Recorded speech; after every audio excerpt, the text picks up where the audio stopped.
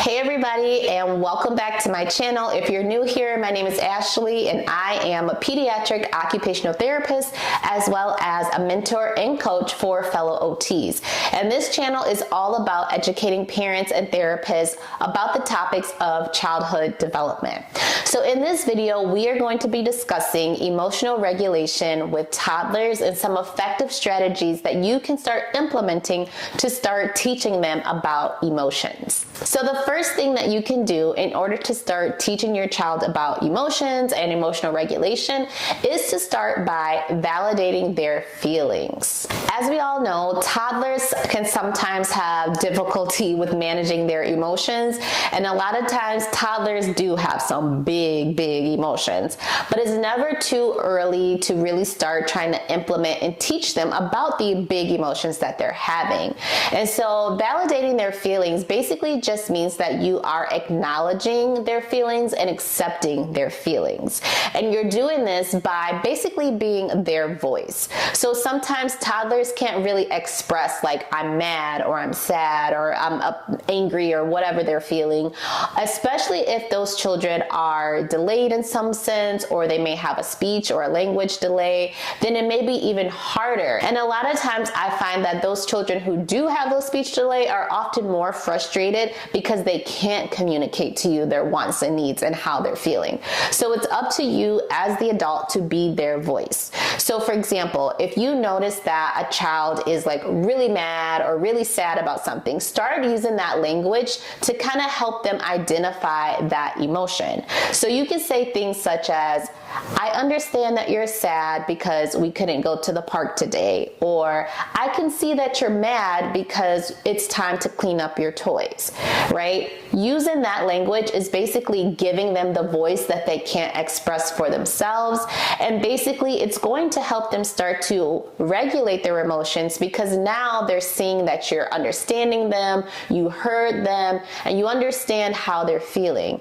Basically, you don't have to necessarily agree with how they're feeling, but it's a way of just showing that you accept how they're feeling. And that way your child is going to start to feel more connected to you and feel more secure with expressing their emotions. The next way that you can go about introducing emotions and emotional regulation to toddlers is by giving them visual examples. Visuals are super important for toddlers. So things such as books, things such as pictures, things such as videos are all going to be very helpful resources in helping your child to manage and identify and start to learn more about their emotions. So for example, there's this book that I have. It's called Little Monkey Calms Down by Michael Dale. It is such a cute little book. I love it so much because it's so simple to understand. It goes through a scenario in which the monkey does something that causes him to be upset, causes him to be sad, and then the book also takes the monkey through a few quick little strategies that the monkey can do in order to help him feel better again, right?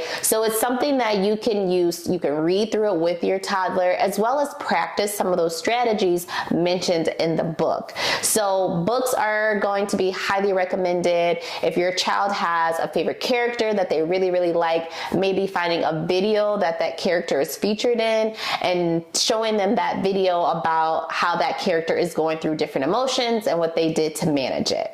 Speaking of visuals, another great technique for introducing emotions and emotional regulation to your toddler is by doing activities with them or doing crafts with them. So I'll give you all another example. So here's a craft that I recently did in one of my sessions. Basically, I had these cutout faces and we basically worked together to build their faces. So we put on their eyes, we put on their nose, and we made their mouths according to the emotion that they were feeling. So we did a happy face, we did a sad face, we did a mad face, and we did a silly face. So after we got done creating these faces, that was our opportunity to talk more about these emotions. So you can do an activity like this and work with your child on identifying the different emotions that you just made, or acting out the different emotions that you just made, or even having them to try to guess which emotion that you're feeling based on the way that you're acting or based on the way that your face is. So there's so many different activities that you can do. This is a fun and creative way that you guys can start introducing your child to the idea of emotions. The next way that you can start to introduce your child to emotions and emotional regulation is by actually practicing some regulating strategies or some calming techniques with your child. Now, you don't want to necessarily wait until your child is having those big emotions to start practicing these. You want to have these things already in your child's tool belt per se. So you can start teaching them things such as breathing exercises, or even things such as blowing bubbles or blowing a Kleenex, just so they can start practicing with like that breath control. You can have them do things such as yoga. You can have them do some dance parties. You can have them ask for snuggles. I mean, the list goes on of different activities and calming strategies that you can do with your child to help them start to learn some of those strategies. So that way, when they start to show you signs of them becoming sad or show you signs of them becoming a little frustrated, that's when you can throw in some of those techniques and see if they can return the demonstration of you implementing those techniques with them. Another way that you can and should introduce emotions and emotional regulation to your toddler is by you talking about your emotions and by you being the role model, right? So if you are, for example, feeling sad one day or feeling mad about something, then you can start to voice that and express those emotions to your child as well. So let's say, for example, that you spill your favorite cup of coffee and your toddler is sitting right there. What you can do is validate your own feelings by saying something like, "Oh, I feel so sad that I spilled my favorite cup of coffee, but I'm going to clean it all up and pour myself another cup." So what you're doing is basically modeling that language piece of expressing your emotions, and you're actually showing them a strategy of what you can do when you get mad or when you get sad about something.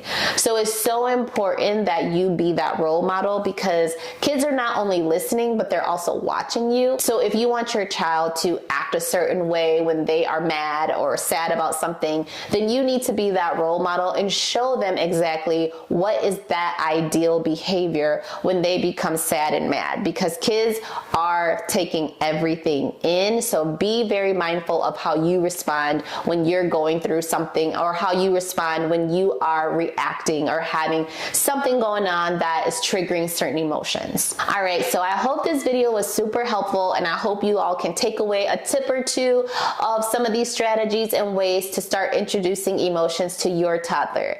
If you have any questions, leave them in the comments below, and until next time, guys, bye.